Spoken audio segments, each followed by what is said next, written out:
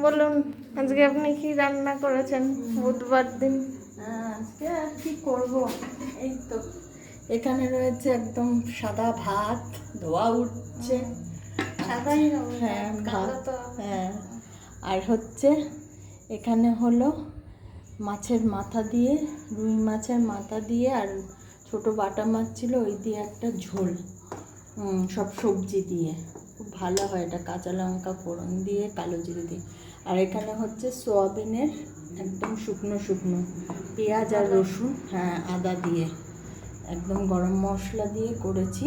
আর এখানে একটু বেগুন ভাজা, কারকোল একটু রয়েছে ভাজা। আর হচ্ছে এখানে রয়েছে একটু আলুর চচ্চড়ি করেছি। আর এটা হচ্ছে রুই মাছ দিয়ে একদম ঝাল করেছি একটা জিরে বাটা দিয়ে।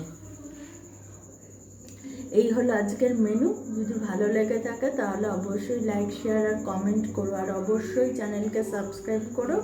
পাশে থেকো, ভালো থেকো।